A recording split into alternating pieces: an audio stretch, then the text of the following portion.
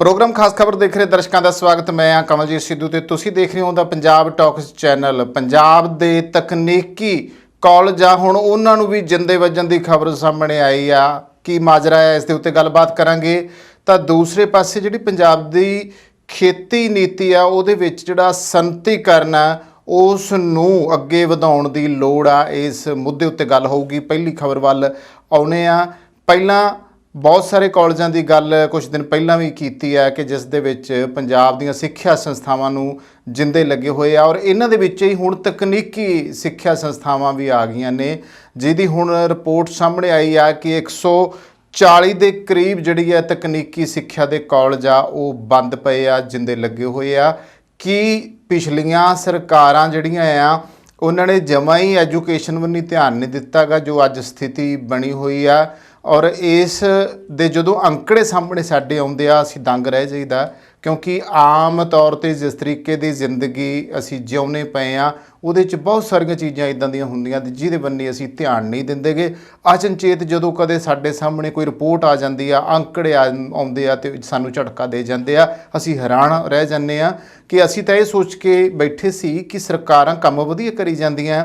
जिहड़ी भी सरकार आवे, चाहे पिछलियां सरकारां आईयां चाहे हुण दी सरकार आई आ, हर सरकार के उत्ते एक आस जी हुंदी है भी चलो ये सारे जिहड़े कंमकार आ, सारे अदारे आ, सारा दारो मदारा इन्हां ते टिकिया हुंदा है, सारा कुछ संभालदे होणे आ, सारा कुछ वधिया होऊगा।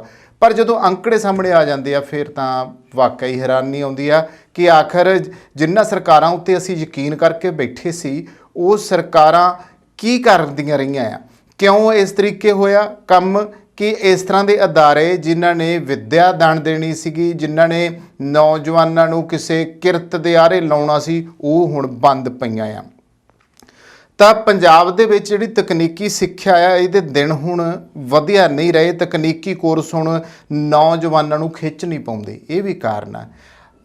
ਜਿਹੜੀ ਸਾਡੀ ਸਿੱਖਿਆ ਨੀਤੀ ਹੈ ਨਾ ਉਹਦੇ ਵਿੱਚ ਵੱਡੀਆਂ ਜਿਹੜੀਆਂ ਘਾਟਾਂ ਆ ਉਹ ਇਹ ਆ ਕਿ ਸਾਡੀ ਸਿੱਖਿਆ ਨੌਜਵਾਨਾਂ ਨੂੰ ਰੁਜ਼ਗਾਰ ਨਹੀਂ ਦਿੰਦੀਗੀ, ਕਿਉਂਕਿ ਕਿਰਤ ਜਿਹੜੀ ਹੋਣੀ ਚਾਹੀਦੀ ਹੈ ਇਸ ਤਰੀਕੇ ਦੀ ਜਿਹਦੇ ਵਿੱਚ ਸਾਨੂੰ ਰੁਜ਼ਗਾਰ ਮਿਲੇ ਉਹ ਇਹਦੇ ਵਿੱਚ ਹੁਣ ਉਹਨਾਂ ਨੂੰ ਨਜ਼ਰ ਨਹੀਂ ਆਉਂਦਾ ਗਾ।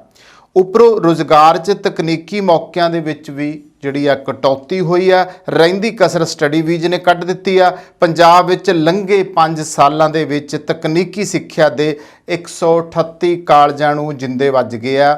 ਜਿਹੜੇ ਤਕਨੀਕੀ ਕਾਲਜ ਚੱਲ ਰਹੇ ਆ ਉਹਨਾਂ ਵਿੱਚ 55% ਸੀਟਾਂ ਜਿਹੜੀਆਂ ਨੇ ਉਹ ਖਾਲੀ ਰਹਿ ਜਾਂਦੀਆਂ ਨੇ। ਤਕਨੀਕੀ ਵਿੱਦਿਆ ਦੇ ਭਵਿੱਖ ਨੂੰ ਦੱਸਣ ਲਈ ਇੰਨਾ ਹੀ ਕਾਫੀ ਹੈ। All India council for technical education ਦੇ ਵੇਰਵੇ ਪੰਜਾਬ ਵਿੱਚ ਤਕਨੀਕੀ ਸਿੱਖਿਆ ਦੀ ਤਰਾਸਦੀ ਨੂੰ ਉਭਾਰਦੇ ਆ। ਇਸ ਟੈਕਨੀਕਲ ਕੌਂਸਲ ਤੋਂ ਪ੍ਰਵਾਨਿਤ ਤਕਨੀਕੀ ਕਾਲਜਾਂ ਦੀ ਗਿਣਤੀ ਇਸ ਵੇਲੇ ਪੰਜਾਬ ਵਿੱਚ ਸਿਰਫ 255 ਰਹਿ ਗਈ ਹੈ।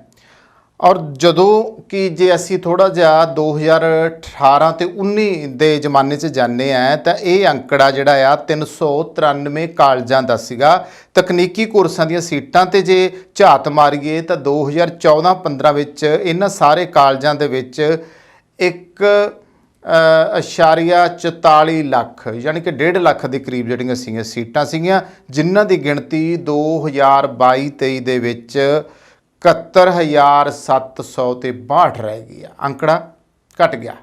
ਜਿਹੜੀ ਗਰੋ ਹੋਣੀ ਚਾਹੀਦੀ ਸੀਗੀ, ਜਿੱਥੇ ਵਾਧਾ ਹੋਣਾ ਚਾਹੀਦਾ ਸੀ ਉਹ ਵੱਧ ਗਿਆ। ਔਰ ਇਹਦੇ ਵਿੱਚ ਕਈ ਚੀਜ਼ਾਂ ਹੈ, ਜਿਵੇਂ ਸੂਰਤ ਹਾਲ ਇੱਕ ਮੈਂ ਜ਼ਿਕਰ ਕੀਤੀ ਆ ਕਿ ਆਈਲੈਟਸ ਕਰਕੇ ਨੌਜਵਾਨ ਪੀੜ੍ਹੀ ਬਾਹਰ ਤੁਰ ਗਈ ਹੈ। ਦੂਜੀ ਗੱਲ ਆ ਕਿ ਜੇ ਇਹਨਾਂ ਤਕਨੀਕੀ ਕਾਲਜਾਂ ਤੋਂ ਵਿਦਿਆਰਥੀ ਪੜ੍ਹਾਈ ਕਰ ਵੀ ਲੈਂਦੇ ਆ ਤਾਂ ਜਿਹੜੀ ਉਹ ਪੜ੍ਹਾਈ ਕਰਕੇ ਇੱਥੋਂ ਨਿਕਲਦੇ ਆ ਉਹਦੇ ਮੁਤਾਬਕ ਉਹਨਾਂ ਨੂੰ ਰੁਜ਼ਗਾਰ ਮਿਲਦਾ ਹੀ ਨਹੀਂਗਾ, ਕੰਮ ਮਿਲਦਾ ਨਹੀਂ। ਅੱਕੇ ਥੱਕੇ ਜਦੋਂ ਅਗਲਾ ਸੈਸ਼ਨ ਆਉਂਦਾ ਆ, ਅਗਲੇ ਸੈਸ਼ਨ ਦੇ ਵਾਸਤੇ ਫਿਰ ਜਿਹੜੀ ਆ ਦਾਖਲੇ ਨਿਕਲਦੇ ਆ, ਦਾਖਲਾ ਤਰੀਕਾਂ ਆਉਂਦੀਆਂ, ਫਾਰਮ ਨਿਕਲਦੇ ਆ, ਫਾਰਮ ਭਰਨ ਦੇ ਬਾਰੇ ਕਿਹਾ ਜਾਂਦਾ ਆ, ਅਖਬਾਰਾਂ ਵਿੱਚ ਚਰਚਾ ਹੁੰਦੀ ਆ, ਉਹਨਾਂ ਦੇ ਬਾਹਰ ਬੋਰਡਾਂ ਉੱਤੇ ਲਾਏ ਜਾਂਦੇ ਆ। ਪਰ ਅਗਲੀ ਵਾਰੀ ਕੀ ਹੁੰਦਾ ਆ ਕਿ ਨੌਜਵਾਨ ਇਹ ਵੇਖਦੇ ਆ ਕਿ ਜਿਹੜਾ ਪਿਛਲੇ ਵਾਰੀ ਇੱਥੋਂ ਕਰਕੇ ਗਏ ਆ ਉਹ ਇੱਕ ਦੂਜੇ ਦੇ ਸੰਪਰਕ 'ਚ ਮੰਨ ਕੇ ਚਲੋ ਮੈਂ ਕਿਸੇ ਪਿੰਡ ਦਾ ਜਾਂ ਮੈਂ ਕਿਸੇ ਮੁਹੱਲੇ ਦਾ ਜਾਂ ਮੈਂ ਕਿਸੇ ਗਲੀ ਦਾ ਜਾਂ ਮੈਂ ਕਿਸੇ ਛੋਟੇ ਕਸਬੇ ਦਾ ਜਾਂ ਸ਼ਹਿਰ ਦਾ ਜਿੱਥੋਂ ਦਾ ਮੈਨੂੰ ਪਤਾ ਮੇਰੇ ਆਸੇ ਪਾਸੇ ਦੇ ਮੇਰੇ ਤੋਂ ਪਹਿਲਾਂ ਦੇ ਜਿਹੜੇ ਲੋਕ ਆ ਜਾਂ ਜਿਹੜੇ ਵਿਦਿਆਰਥੀ ਆ ਉੱਥੋਂ ਪੜ੍ਹ ਕੇ ਆਏ ਆ, ਜਦੋਂ ਉਹਨਾਂ ਦੇ ਨਾਲ ਗੱਲਬਾਤ ਕਰੀਦੀ ਹੈ ਤੇ ਉਹ ਕਹਿੰਦੇ ਬਈ ਸਾਨੂੰ ਤਾਂ ਕੰਮ ਮਿਲਿਆ ਨਹੀਂ, ਤੂੰ ਨਾ ਇੱਧਰ ਪੰਗਾ ਲਈ। ਇਹ ਸਿੱਧੀਆਂ ਗੱਲਾਂ ਆ। ਉਹ ਫਿਰ ਕੀ ਹੁੰਦਾ ਆ ਕਿ ਜਿਹੜੀ ਅਗਲੀ ਜਿਹੜੀ ਜਨਰੇਸ਼ਨ ਹੈ, ਜਿਹੜਾ ਅਗਲਾ ਵਿਦਿਆਰਥੀਆਂ ਦਾ ਪੂਰ ਆਉਣਾ ਹੁੰਦਾ ਆ, ਉਹ ਤਾਂ ਫਿਰ ਦਾਖਲਾ ਲੈਂਦਾ ਹੀ ਨਹੀਂ। ਤੇ ਜਦੋਂ ਦਾਖਲਾ ਲੈਂਦਾ ਨਹੀਂ ਤੇ ਫਿਰ ਧਿਆਨ ਕਿੱਧਰ ਚਲਾ ਜਾਂਦਾ? ਫਲਸਰੂਪ ਇਹ ਹੁੰਦਾ ਕਿ ਬਾਹਰ ਚਲੇ ਜਾਓ। ਫਿਰ ਜਿਹੜਾ ਰੁਝਾਨ ਬਾਹਰ ਜਾਣ ਦਾ ਆ ਫਿਰ ਉਹ ਵੱਧ ਗਿਆ ਆ। ਆਈਲੈਟਸ ਸੈਂਟਰ ਜਿਹੜੇ ਆ ਉਹ ਇੰਨੇ ਕੁ ਜ਼ਿਆਦਾ ਖੁੰਬਾਂ ਵਾਂਗੂ ਉੱਗੇ ਪਏ ਆ ਵੀ ਹੁਣ ਅੱਗੇ ਸ਼ਹਿਰਾਂ 'ਚ ਹੁੰਦੇ ਸੀ, ਵੱਡੇ ਸ਼ਹਿਰਾਂ 'ਚ ਹੁੰਦੇ ਸੀ, ਕਦੇ ਅਸੀਂ ਸੁਣਦੇ ਸੀ ਵੀ ਜਲੰਧਰ ਦੇ ਵਿੱਚ ਆ, ਲੁਧਿਆਣੇ ਦੇ ਵਿੱਚ ਆ, ਮੋਗੇ ਦੇ ਵਿੱਚ ਆ, ਠੀਕ ਹੈ ਜੀ, ਪਟਿਆਲੇ ਦੇ ਵਿੱਚ, ਯਾਨੀ ਜਿਹੜੇ ਮਹਾਨਗਰ ਅੰਮ੍ਰਿਤਸਰ ਵਰਗੇ ਇੱਥੇ ਦੇਖੀ ਤੁਸੀਂ ਵੱਡੇ ਵੱਡੇ ਬੋਰਡ ਲੱਗੇ ਹੁੰਦੇ ਸੀ। ਪਰ ਅੱਜ ਹਾਲਤ ਇਹੋ ਜਿਹੀ ਹੈ ਕਿ ਪੰਜਾਬ ਦੇ ਛੋਟੇ ਤੋਂ ਛੋਟੇ ਕਸਬੇ ਇੱਥੋਂ ਤੱਕ ਕਿ ਜਿਹੜੇ ਵੱਡੇ ਪਿੰਡ ਆ ਕੁਛ ਪੰਜਾਬ ਦੇ, ਉਹਨਾਂ ਪਿੰਡਾਂ ਦੇ ਵਿੱਚ ਵੀ ਜਿਹੜੇ ਆ ਆਈਲੈਟ ਸੈਂਟਰ ਖੁੱਲ੍ਹ ਗਿਆ, ਜੋ ਨਵੀਂ ਪੀੜ੍ਹੀ ਨੂੰ ਤੇ ਉਹਨਾਂ ਦੇ ਮਾਪਿਆਂ ਨੂੰ ਉਕਸਾਉਂਦੇ ਆ ਵੀ ਇੱਥੇ ਆਈਲੈਟਸ ਕਰਾਓ ਤੇ ਆਪਦੇ ਧੀ ਪੁੱਤ ਨੂੰ ਜਿਵੇਂ ਮਰਜ਼ੀ ਅੱਡੀਆਂ ਚੱਕ ਕੇ ਫਾਹਾ ਲਓ ਤੇ ਇਹਨਾਂ ਨੂੰ ਬਾਹਰ ਭੇਜ ਦਿਓ। ਹੁਣ ਤੁਸੀਂ ਜਰਾ ਉਹਨਾਂ ਟੱਬਰਾਂ ਨੂੰ ਪੁੱਛ ਕੇ ਵੇਖੋ ਜਿਨ੍ਹਾਂ ਦੇ ਤੁਰ ਗਏ ਆ, ਜਿਨ੍ਹਾਂ ਦੇ ਨਾਲ ਹਾਦਸੇ ਹੋ ਗਏ ਆ, ਜਿਹੜੇ ਹੁਣ ਕਦੇ ਵਾਪਸ ਨਹੀਂ ਮੁੜਨਗੇ। ਆਖਰ ਨੌਜਵਾਨਾਂ ਨੂੰ ਮੂੰਹ ਚੱਕ ਕੇ ਬਾਹਰ ਤਾਂ ਭੇਜੀ ਜਾਂਦੇ ਆ, ਇੱਧਰੋਂ ਪੰਜਾਬ ਵਿਹਲਾ ਹੁੰਦਾ ਜਾਂਦਾ, ਪੰਜਾਬ ਵੱਲ ਨਹੀਂ ਤੁਹਾਡਾ ਧਿਆਨ ਨਹੀਂ, ਤੁਹਾਨੂੰ ਐਂ ਆ ਵੀ ਇੱਥੇ ਕੰਮ ਨਹੀਂ ਹੈਗਾ। ਉਹ ਤੁਸੀਂ ਵੋਟਾਂ ਪਾ ਲੈਂਦੇ ਹੋ ਬਈ, ਵੋਟਾਂ ਪਾ ਕੇ ਕਦੇ ਤੁਸੀਂ ਜਿਹੜੀ ਤੁਹਾਡਾ ਮਹੱਲਾ ਗਲੀ ਦਾ ਇਲਾਕੇ ਦਾ ਕੋਈ ਲੀਡਰ ਆ, ਜਦੋਂ ਤੁਹਾਡੇ ਦਰ ਦੇ ਉੱਤੇ ਉਹ ਮੰਗਤਾ ਬਣ ਕੇ ਆਇਆ ਸੀ ਵੋਟਾਂ ਮੰਗਣ ਵਾਸਤੇ, ਤੁਸੀਂ ਕਦੇ ਪੁੱਛਿਆ ਹੀ ਨਹੀਂ। ਮੁੜ ਕੇ ਕਦੇ ਸਰਕਾਰ ਜਦੋਂ ਬਣਦੀ ਆ ਕਦੇ ਤੁਸੀਂ ਉਹਨਾਂ ਕੋਲੇ ਮੰਗਾਂ ਉਠਾਈਆਂ ਹੀ ਨਹੀਂ। ਐਜੂਕੇਸ਼ਨ ਪ੍ਰਣਾਲੀ ਦੇ ਮਾਮਲੇ ਵਿੱਚ ਵੱਡਾ ਸੁਧਾਰ ਜਿਹੜਾ ਹੋਣਾ ਚਾਹੀਦਾ ਉਹ ਮੰਗ ਉਠਾਈ ਨਹੀਂ। ਇਸ ਕਰਕੇ ਸਮੱਸਿਆ ਜਿਹੜੀ ਆ ਉਹ ਬਣੀ ਖੜੀ ਆ ਪੰਜਾਬ ਦੇ ਲਈ। ਇਹਦਾ ਸੁਧਾਰ ਨਹੀਂ ਹੋਣਾ ਕਿਉਂਕਿ ਅਸੀਂ ਜਾਗੇ ਨਹੀਂ, ਅਸੀਂ ਸਿਰਫ ਰੋਣ ਜੋਗੇ ਰਹਿ ਗਏ ਹਾਂ, ਅਸੀਂ ਲੇਲੜੀਆਂ ਕੱਢਣ ਜੋਗੇ ਰਹਿ ਗਏ ਹਾਂ। ਸਾਡੀ ਜਿਹੜੀ ਸਥਿਤੀ ਆ ਉਹ ਇਹ ਬਣੀ ਹੋਈ ਆ। ਤਾਂ ਇੱਥੇ ਪੰਜਾਬ ਦੇ ਇਹਨਾਂ ਤਕਨੀਕੀ ਅਦਾਰਿਆਂ ਦੇ ਜੇ ਗੱਲ ਆਪਾਂ ਕਰੀਏ ਨਾ ਤਾਂ ਇਹਦੇ ਵਿੱਚ ਆਰਕੀਟੈਕਚਰ ਹੈ, planning engineer and technology, town planning, management MCA ਆ, ਹੋਟਲ ਮੈਨੇਜਮੈਂਟ ਅਤੇ ਫਾਰਮੇਸੀ ਵਿੱਚ ਡਿਪਲੋਮਾ, ਗ੍ਰੈਜੂਏਟ ਅਤੇ ਪੋਸਟ ਗ੍ਰੈਜੂਏਟ ਜਿਹੜੇ ਕੋਰਸ ਆ ਉਹ ਚੱਲਦੇ ਪਏ ਆ। ਵੱਡੇ ਵੱਡੇ ਗਰੁੱਪ ਅਤੇ ਕਾਲਜਾਂ ਨੂੰ ਉਸ ਵੇਲੇ ਜਿੰਦਰੇ ਵੱਜ ਗਏ ਜਦੋਂ ਉਹਨਾਂ ਦੇ ਅਦਾਰਿਆਂ ਦੇ ਵਿਦਿਆਰਥੀਆਂ ਨੇ ਮੂੰਹ ਫੇਰ ਲਏ। ਪੰਜਾਬ ਵਿੱਚ ਤਕਨੀਕੀ ਹੁਨਰ ਦੀ ਮੰਗ ਦੇ ਮੌਕੇ ਘਟ ਗਏ ਹੈ ਤੇ 2016-17 ਤੋਂ ਪੰਜਾਬ ਦੀ ਜਵਾਨੀ ਨੇ ਵਿਦੇਸ਼ਾਂ ਵੱਲ ਹੀ ਮੂੰਹ ਕਰ ਲਿਆ।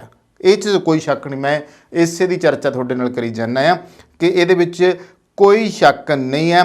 ਤੱਥਾਂ ਅਨੁਸਾਰ 2014-15 ਵਿੱਚ ਤਕਨੀਕੀ ਕਾਲਜਾਂ ਵਿੱਚ 70,880 ਵਿਦਿਆਰਥੀ ਜਿਹੜੇ ਸੀਗੇ ਉਹ ਦਾਖਲ ਹੁੰਦੇ ਸੀਗੇ ਅਤੇ ਸਿਰਫ 48% ਦੀ ਸੀਟਾਂ ਹੀ ਭਰੀਆਂ ਸਨ। ਉਦੋਂ 58,743 ਵਿਦਿਆਰਥੀ ਪਾਸ ਹੋਏ ਸਨ।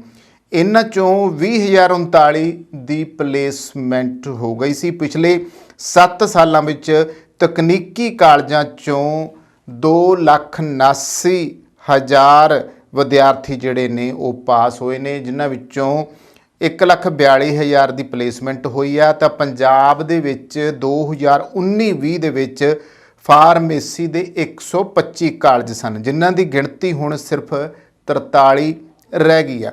4 ਸਾਲਾਂ ਵਿੱਚ 82 ਫਾਰਮੇਸੀ ਕਾਲਜ ਬੰਦ ਹੋ ਗਏ ਆ। ਇਹਨਾਂ ਸਾਲਾਂ ਵਿੱਚ ਸੀਟਾਂ ਦੀ ਗਿਣਤੀ ਵੀ 10,127 ਤੋਂ ਘਟ ਕੇ 4,223 ਰਹਿ ਗਈ ਹੈ। ਆਰਟਸ ਕਾਲਜਾਂ ਦੀ ਇੱਥੇ ਗੱਲ ਕਰ ਲੈਂਦੇ ਆ, ਵਿੱਚ ਦਾਖਲੇ ਧੜਮ ਕਰਕੇ ਡਿੱਗੇ ਆ। ਪਬਲਿਕ ਸੈਕਟਰ ਦੀਆਂ ਤਕਨੀਕੀ ਯੂਨੀਵਰਸਿਟੀਆਂ ਜਿਹੜੀਆਂ ਆ ਉਹਨਾਂ ਦਾ ਭਵਿੱਖ ਵੀ ਬਹੁਤਾ ਸੁਖਾਵਾਂ ਨਹੀਂ ਹੈ। Baba Hira Singh Bhathal institute of engineer and technology Lehra Gaga ਦੇ ਹਾਲ ਜਿਹੜੇ ਆ ਉਹ ਬੁਰੇ ਆ ਅਤੇ ਇੱਥੇ ਕਾਫੀ ਸਮੇਂ ਤੋਂ ਫੈਕਲਟੀ ਨੂੰ ਤਨਖਾਹ ਹੀ ਨਹੀਂ ਮਿਲੇਗੀ। ਪ੍ਰਦਰਸ਼ਨ ਕਰਦੇ ਰਹੇ, ਅਸੀਂ ਪਿਛਲੇ ਸਾਲ ਤੋਂ ਦੇਖਦੇ ਰਹੇ ਹਾਂ ਲਗਾਤਾਰ ਕਿ 2022 ਦਾ ਜਿਹੜਾ ਵਰ੍ਹਾ ਸੀਗਾ ਔਰ ਉਸ ਤੋਂ ਪਹਿਲਾਂ 2021 ਦੇ ਵਰ੍ਹੇ ਦੀ ਗੱਲ ਕਰ ਲੈਂਦੇ, ਉਦੋਂ ਤੋਂ ਲੈ ਕੇ ਇਹ 2 ਵਰ੍ਹੇ 21-22 ਇਹੋ ਜਿਹੇ ਰਹੇ ਆ ਜਦੋਂ ਉੱਥੋਂ ਦੇ ਜਿਹੜੇ ਜਿੰਨੇ ਵੀ ਉਹ ਅਧਿਆਪਕ ਸੀਗੇ ਜਾਂ ਉੱਥੋਂ ਦੀ ਫੈਕਲਟੀ ਮੈਂਬਰ ਸੀਗੇ ਉਹ ਤਨਖਾਹਾਂ ਨੂੰ ਰੋਂਦੇ ਬੈਠੇ ਰਹੇ ਆ, ਉਹ ਧਰਨੇ ਦਿਨ ਰਾਤ ਲਾਉਂਦੇ ਰਹੇ ਆ। ਇੱਥੋਂ ਤੱਕ ਕਿ ਸੁਸਾਈਡ ਵੀ ਉੱਥੋਂ ਦੇ ਮੁਲਾਜ਼ਮਾਂ ਨੇ ਜਿਹੜੀ ਆ ਉਹ ਕਰਨ ਦੀਆਂ ਖਬਰਾਂ ਸਾਹਮਣੇ ਆਈਆਂ ਸਨ। ਤੇ ਹੁਣ ਇਹਨਾਂ ਨੂੰ ਮਰਜ ਕੀਤੇ ਜਾਣ ਦੀ ਜਿਹੜੀ ਆ ਗੱਲ ਤੁਰੀ ਆ। ਕੀ ਆਖੋਗੇ? ਜਦੋਂ ਪੰਜਾਬ 'ਚ ਤਕਨੀਕੀ ਸਿੱਖਿਆ ਦਾ ਰੁਝਾਨ ਜ਼ੋਰਾਂ 'ਤੇ ਸੀ ਤਾਂ ਉਦੋਂ ਤਾਂ ਖੁੰਬਾਂ ਵਾਂਗੂ ਕਾਲਜ ਉੱਗ ਪਏ।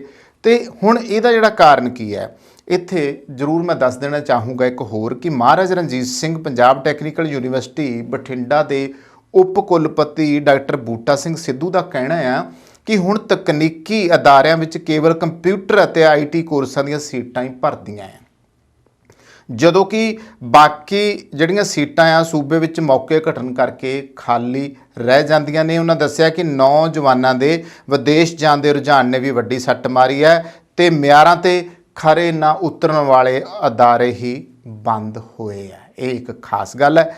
ਤੇ ਜੁਆਇੰਟ ਐਸੋਸੀਏਸ਼ਨ ਆਫ ਕਾਲਜਸ ਦੇ ਚੇਅਰਮੈਨ ਗੁਰਮੀਤ ਸਿੰਘ ਧਾਲੀਵਾਲ ਦਾ ਕਹਿਣਾ ਹੈ ਕਿ ਇਹਨਾਂ ਕਾਲਜਾਂ ਵਿੱਚ 60% ਤੱਕ ਬੱਚੇ ਦਲਿਤ ਪਰਿਵਾਰਾਂ 'ਚੋਂ ਆਏ ਆ, ਜਿਨ੍ਹਾਂ ਦਾ ਸਕਾਲਰਸ਼ਿਪ ਪਹਿਲਾਂ ਕੱਟ ਦਿੱਤਾ ਗਿਆ ਅਤੇ ਫਿਰ 3 ਵਰੇ ਦਿੱਤਾ ਹੀ ਨਹੀਂ ਗਿਆ। ਇਸ ਕਰਕੇ ਬਹੁਤੇ ਕਾਲਜ ਬੈਂਕਾਂ ਦੇ ਡਿਫਾਲਟਰ ਹੋ ਗਏ ਅਤੇ ਵਿਦਿਅਕ ਮਿਆਰ ਨੂੰ ਜਿਹੜਾ ਆ ਉਹ ਵੀ ਕਾਇਮ ਨਹੀਂ ਰੱਖ ਸਕੇ। ਦੂਸਰਾ ਕਾਰਨ ਡਿਗਰੀਆਂ ਦੇ ਬਾਵਜੂਦ ਬੱਚਿਆਂ ਕੋਲੇ ਸਕਿੱਲ ਨਹੀਂ ਸੀ, ਜਿਸ ਕਰਕੇ ਕੰਪਨੀਆਂ ਨੇ ਪਾਸਾ ਵੱਟ ਲਿਆ। ਉੱਪਰੋਂ ਸਰਕਾਰ ਨੇ ਵੀ ਤਕਨੀਕੀ ਸਿੱਖਿਆ ਨੂੰ ਮੋੜਾ ਦੇਣ ਲਈ ਬਹੁਤਾ ਉਤਸ਼ਾਹ ਨਹੀਂ ਵਿਖਾਇਆ। ਇਹ ਇੱਕ ਵੱਡਾ ਕਾਰਨ ਬਣਦਾ ਆ। ਜੇ ਨੌਜਵਾਨਾਂ ਨੂੰ ਵਿਦੇਸ਼ ਜਾਣ ਤੋਂ ਰੋਕਣਾ ਆ, ਸਰਕਾਰ ਨੂੰ ਨੀਤੀ ਬਣਾਉਣੀ ਪਊਗੀ। ਨੌਜਵਾਨਾਂ ਨੂੰ ਜੇ ਹੋੜਨਾ ਆ, ਇੱਥੇ ਰੁਜ਼ਗਾਰ ਦੇਣਾ ਆ, ਇੱਥੇ ਹੀ ਉਹਨਾਂ ਦੀ ਪੜ੍ਹਾਈ ਜਿਹੜੀ ਆ ਉਹ ਚੰਗੇ ਤਰੀਕੇ ਕਰਾ ਕੇ ਸਿਖਾ ਕੇ ਤਾਂ ਕਿ ਉਹਨਾਂ ਦੀ ਸਕਿੱਲ ਪਾਵਰ ਜਿਹੜੀ ਆ ਉਹ ਵੀ ਵਧੇ, ਤਾਂ ਫਿਰ ਲੋੜ ਆ ਕਿ ਇੱਥੇ ਇਹਨਾਂ ਚੀਜ਼ਾਂ ਦੇ ਬੰਨੀ ਸਰਕਾਰ ਜਿਹੜੀ ਆ ਉਹ ਜ਼ਿਆਦਾ ਧਿਆਨ ਦੇਵੇ। ਐਜੂਕੇਸ਼ਨ ਸਭ ਤੋਂ ਵਧੀਆ ਜਿਹੜੀ ਗੱਲ ਹੈ ਕਿ ਉਹਨੂੰ ਸੁਧਾਰ ਦੀ ਇਸ ਟਾਈਮ ਲੋੜ ਹੈ। ਪੰਜਾਬ ਦੇ ਵਿੱਚ ਖੇਤੀ ਆਧਾਰਿਤ ਜਿਹੜੀ ਸਨਅਤ ਹੈ ਉਹ ਵਿਕਸਿਤ ਹੋਣੀ ਚਾਹੀਦੀ ਹੈ। ਇਹਦੀ ਮੰਗ ਉੱਠਦੀ ਪਈ ਹੈ। ਮੈਂ ਇੱਥੇ ਦੋਸਤੋ ਗੱਲ ਕਰਨੀ ਚਾਹੂੰਗਾ ਕਿ ਹਰੀ ਕ੍ਰਾਂਤੀ ਦਾ ਦੌਰ ਜਿਹੜਾ 60ਵਿਆਂ ਦੇ ਵਿੱਚ ਸਾਹਮਣੇ ਆਇਆ, ਉਸ ਦੌਰ ਦੇ ਵਿੱਚ ਹਰੀ ਕ੍ਰਾਂਤੀ ਨੇ ਦੇਸ਼ ਦੀ ਜਿਹੜੀ ਭੁੱਖ ਸੀ ਉਹ ਕੱਢ ਦਿੱਤੀ ਹੈ, ਕਿਉਂਕਿ ਪੰਜਾਬ ਅੰਨ ਦਾ ਕਟੋਰਾ ਬਣਿਆ। ਬੇਸ਼ੱਕ ਹਰੀ ਕ੍ਰਾਂਤੀ ਦੇ ਵਿੱਚ ਪੰਜਾਬ ਬੜੀ ਦਾ ਬੱਕਰਾ ਬਣਿਆ ਆ। ਹਰੀ ਕ੍ਰਾਂਤੀ ਨੇ ਪੰਜਾਬੀਆਂ ਨੂੰ ਜਿਹੜਾ ਆ ਆਪਣਾ ਬਹੁਤ ਵੱਡਾ ਨੁਕਸਾਨ ਕਰਾ ਕੇ ਹੀ ਉੱਪਰ ਉਠਾਇਆ ਆ, ਪਰ ਦੇਸ਼ ਨੂੰ ਇੱਕ ਵਾਰੀ ਰਜਾ ਦਿੱਤਾ। ਫਲਸਰੂਪ ਇਹ ਵੀ ਹੋਇਆ ਕਿ ਹਰੀ ਕ੍ਰਾਂਤੀ ਨਾਲ ਬਹੁਤ ਸਾਰੇ ਕਿਸਾਨ ਅਮੀਰ ਵੀ ਹੋਏ ਆ, ਜ਼ਿੰਦਗੀ ਦੇ ਵਿੱਚ ਬਹੁਤ ਵੱਡੇ ਜਿਹੜੇ ਬਦਲਾਅ ਵੀ ਉਹਨਾਂ ਦੇ ਆਏ ਆ।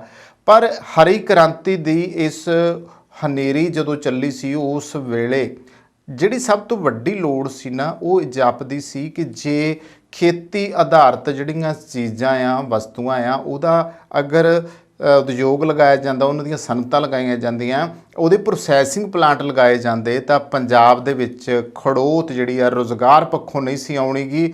ਨੌਜਵਾਨ ਵਿਦੇਸ਼ਾਂ ਵੱਲ ਨਹੀਂ ਹੋੜ ਨਾ ਕਰਦੇ। ਜ਼ਰੂਰੀ ਸੀ ਕਿ ਸਰਕਾਰਾਂ ਜਿਹੜੀਆਂ ਉਸ ਵੇਲੇ ਤੋਂ ਲੈ ਕੇ ਅੱਜ ਤੱਕ ਜਿਹੜੇ ਇਹ 4 5 6 ਦਹਾਕਿਆਂ ਦਾ ਜਿਹੜਾ ਸਮਾਂ ਬੀਤ ਗਿਆ ਆ, ਤਾਂ ਇਹਦੇ ਵਿੱਚ ਲੋੜ ਸੀ ਕਿ ਸਰਕਾਰਾਂ ਠੋਸ ਨੀਤੀ ਬਣਾਉਂਦੀਆਂ, ਸਨਅਤਾਂ ਨੂੰ ਜਿਹੜਾ ਆ ਉਹ ਬੜਾਵਾ ਦਿੰਦੀਆਂ, ਸਨਅਤਾਂ ਜਿਹੜੀਆਂ ਸੀਗੀਆਂ ਉਹ ਇੱਥੇ ਕਾਇਮ ਕਰਦੀਆਂ। ਇਹ ਜ਼ਰੂਰੀ ਸੀਗਾ। ਤੇ ਖੇਤੀਬਾੜੀ ਜਿਹੜੀ ਹੈ ਇਹਦੇ 'ਚ ਕੋਈ ਸ਼ੱਕ ਨਹੀਂ ਕਿ ਪੰਜਾਬ ਦੀ ਆਰਥਿਕਤਾ ਦੀ ਰੀੜ੍ਹ ਦੀ ਹੱਡੀ ਹੈ।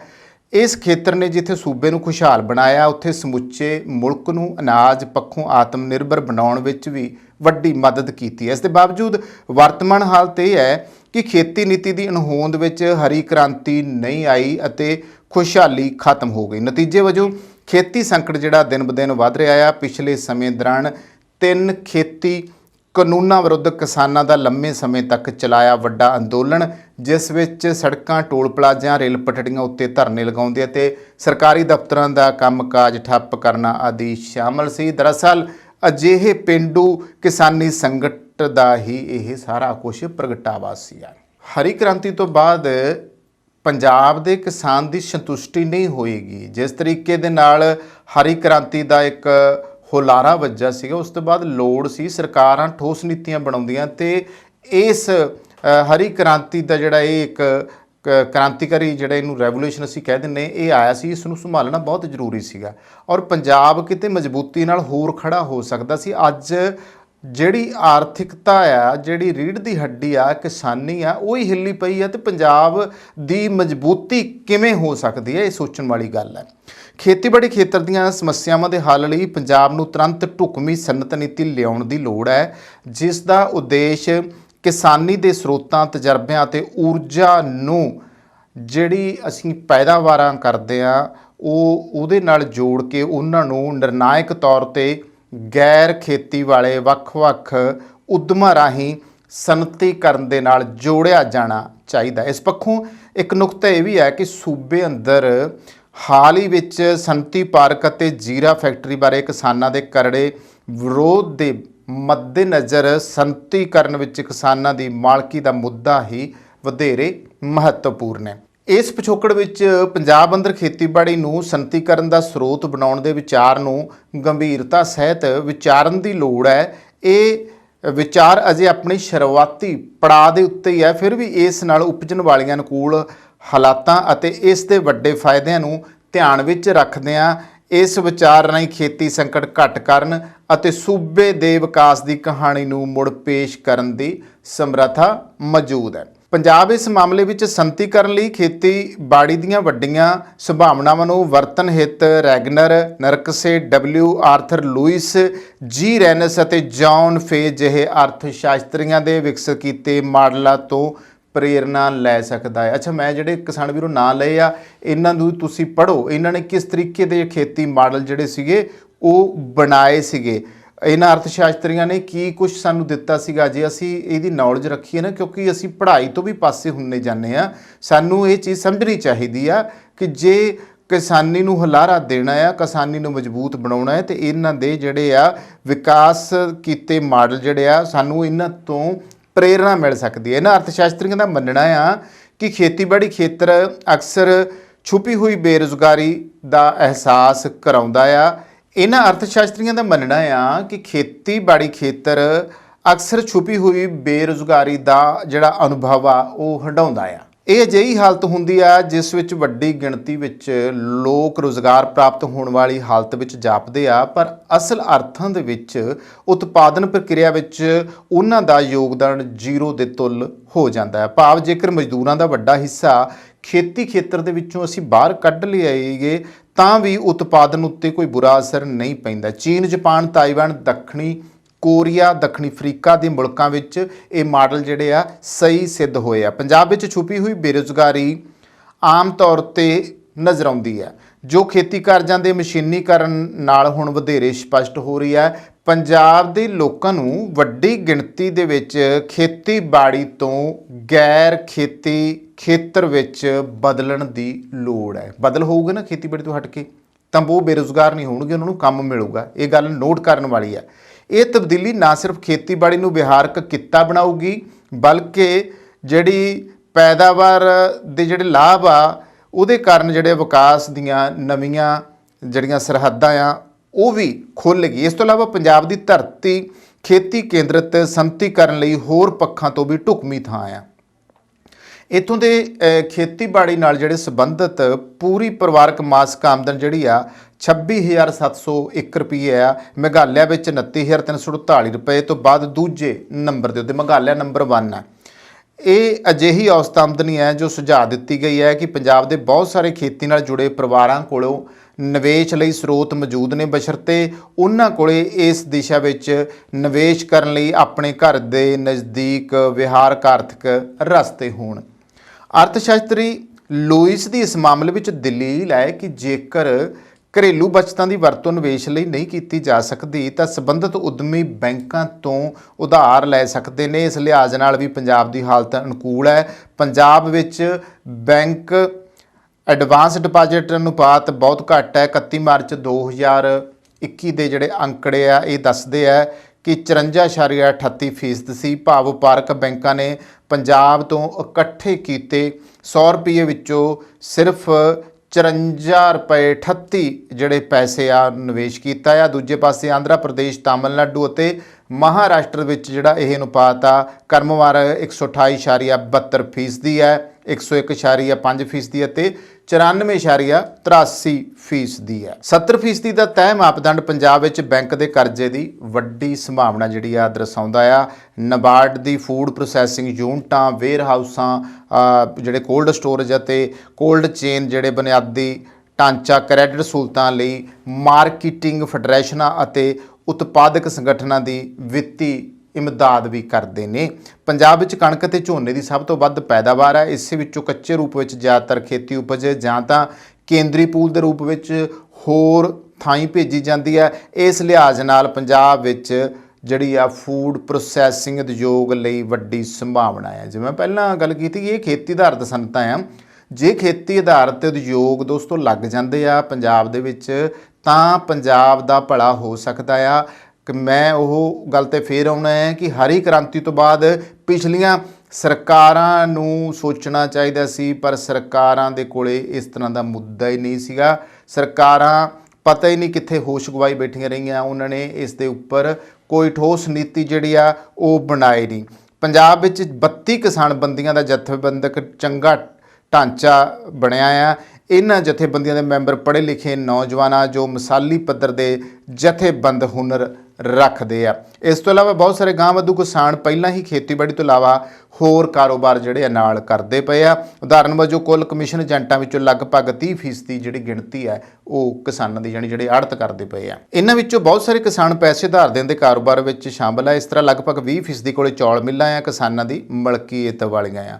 ਵੇਅਰ ਹਾਊਸਾਂ ਦੀ ਗੱਲ ਕਰ ਲਈਏ, ਪੈਟਰੋਲ ਪੰਪਾਂ ਦੀ, ਬੀਜਾਂ ਦੀ, ਖਾਦ ਅਤੇ ਕੀਟਨਾਸ਼ਕਾਂ, ਪਸ਼ੂਆਂ ਦੇ ਚਾਰੇ, ਟਰਾਂਸਪੋਰਟ, ਰੀਅਲ estate ਅਤੇ ਉਸਾਰੀ ਸਮੱਗਰੀ ਵਰਗੀਆਂ ਖੇਤੀ ਸਮੱਗਰੀਆਂ ਅਤੇ ਕਿਸਾਨਾਂ ਦੀ ਮਲਕੀਅਤ ਵੀ ਧਿਆਨ ਦੇਣ ਯੋਗ ਹੈ। ਉਹ ਸੂਚਨਾ ਤਕਨੋਲੋਜੀ ਅਤੇ ਸੋਸ਼ਲ ਮੀਡੀਆ ਦੀ ਵਰਤੋਂ ਬਾਰੇ ਵੀ ਅੱਜ ਦਾ ਕਿਸਾਨ ਜਾਣੂ ਹੈ। ਦੁਨੀਆ ਭਰ ਵਿੱਚ ਫੈਲੇ ਪੰਜਾਬੀ ਡਾਇਸਪੋਰੇ ਨਾਲ ਕਿਸਾਨਾਂ ਦਾ ਚੰਗਾ ਗਲੋਬਲ ਨੈਟਵਰਕ ਹੋਣਾ ਉਸ ਦੀ ਉਹਨਾਂ ਦੀ ਜਿਹੜੀ ਸਮਾਜਿਕ ਪੂੰਜੀ ਹੈ ਉਹਨੂੰ ਮਜ਼ਬੂਤ ਕਰਦਾ। ਪੰਜਾਬ ਵਿੱਚ ਖੇਤੀ ਆਧਾਰਿਤ ਸੰਤੀ ਵਿਕਾਸ ਲਈ ਚੰਗੀ ਤਰ੍ਹਾਂ ਵਿਕਸਿਤ ਬੁਨਿਆਦੀ ਢਾਂਚੇ ਦੇ ਰੂਪ ਵਿੱਚ ਸਹੂਲਤਾਂ ਵੀ ਨੇ, ਜਿਨ੍ਹਾਂ ਸਦਕਾ ਪੇਂਡੂ ਸੜਕਾਂ ਦਾ ਵਿਸ਼ੇਸ਼ ਤੌਰ ਤੇ ਜ਼ਿਕਰ ਕੀਤਾ ਜਾ ਸਕਦਾ ਆ। ਤਾਂ ਨਾਲ ਹੀ ਇਹਦੇ ਕਿ ਜੁੜਨ ਦੀ ਗੱਲ ਮੈਂ ਇਹ ਵੀ ਕਹਿਣੀ ਚਾਹੂੰਗਾ ਕਿ ਪੰਜਾਬ ਨੂੰ ਆਪਣੇ ਵਿਕਾਸ ਏਜੰਡੇ ਵਿੱਚ ਕਿਸਾਨਾਂ ਤੇ ਬੇਜ਼ਮੀਨੇ ਮਜ਼ਦੂਰਾਂ ਨੂੰ ਸ਼ਾਮਲ ਕਰਨ ਲਈ ਨੀਤੀਗਤ ਪਹੁੰਚ ਅਪਣਾਉਣ ਦੀ ਲੋੜ ਹੈ। ਦਰਜਾਬੰਦੀ ਦੇ ਹਿਸਾਬ ਨਾਲ ਚੋਟੀ ਦਾ ਸੰਤੀਕਰਨ ਖੇਤੀਬਾੜੀ ਆਧਾਰਿਤ ਹੈ। ਇਸ ਏਜੰਡੇ ਨੂੰ ਲਾਗੂ ਕਰਨ ਲਈ ਨੀਤੀਗਤ ਪ੍ਰਣਾਲੀ ਦੇ ਵਿੱਚ ਕਿਸਾਨਾਂ ਨੂੰ ਮੋਹਰੀ ਭੂਮਿਕਾ ਜਿਹੜੀ ਆ ਉਹ ਦੇਣੀ ਚਾਹੀਦੀ ਹੈ। ਵਿਕਾਸ ਪ੍ਰਕਿਰਿਆ ਵਿਚਲੀ ਇਹ ਜਿਹੜੀ ਵਿਆਪਕ ਤਬਦੀਲੀ ਆ ਸਾਡੀ ਵੱਡੀ ਆਜ਼ਾਦੀ ਨੂੰ ਖੇਤੀਬਾੜੀ ਤੋਂ ਸਨਅਤ ਵੱਲ ਰੁਖ ਕਰਨ ਲਈ ਰਾਹ ਪੱਧਰਾ ਕਰ ਸਕਦੀ ਹੈ। ਅਜਿਹਾ ਹੋਣਾ ਯਕੀਨੀ ਤੌਰ ਤੇ ਕਿਸਾਨ ਪਰਿਵਾਰਾਂ ਦੀ ਜਿਹੜੀ ਆਮਦਨ ਹੈ ਉਹ ਵਧਾਉਣ ਵਿੱਚ ਮਦਦ ਕਰੂਗਾ ਤੇ ਇਸ ਦੇ ਨਾਲ ਜਿਹੜਾ ਖੇਤੀ ਸੰਕਟ ਆ ਉਹ ਘਟੂਗਾ। ਸਭ ਤੋਂ ਵੱਡੀ ਲੋੜ ਆ ਕਿ ਸਰਕਾਰ ਚਾਹੇ ਪਿਛਲੀਆਂ ਨੇ ਜੋ ਮਰਜ਼ੀ ਕੀਤਾ ਹੋਵੇ, ਪਰ ਹੁਣ ਭਗਵੰਤ ਮਾਨ ਸਰਕਾਰ ਇਸ ਟਾਈਮ ਮੌਜੂਦਾ ਸੱਤਾ ਦੇ ਉੱਤੇ ਪੰਜਾਬ ਦੇ ਕਬਜ਼ਾ, ਉਹਨਾਂ ਤੱਕ ਵੀ ਇਹ ਗੱਲ ਪਹੁੰਚਣੀ ਚਾਹੀਦੀ ਆ ਕਿ ਜੇ ਤੁਸੀਂ ਹੁਣ ਵੀ ਨੀਤੀ ਜਿਹੜੀ ਆ ਬਣਾ ਲਓਗੇ ਤਾਂ ਇਹਦੇ ਵਿੱਚ ਕਿਸਾਨਾਂ ਦਾ, ਮਜ਼ਦੂਰਾਂ ਦਾ ਤੇ ਪੇਂਡੂ ਵਰਗ ਦਾ ਜਿਹੜਾ ਆ ਉਹ ਭਲਾ ਹੋ ਸਕਦਾ। ਦੋਸਤੋ ਇਹ ਸੀ ਦੋ ਖਬਰਾਂ ਜਿਨ੍ਹਾਂ ਦੇ ਉੱਤੇ ਗੱਲਬਾਤ ਕੀਤੀ। ਇੱਥੇ ਹੀ ਕਰਦੇ ਹਾਂ ਸਮਾਪਤੀ। ਧੰਨਵਾਦ।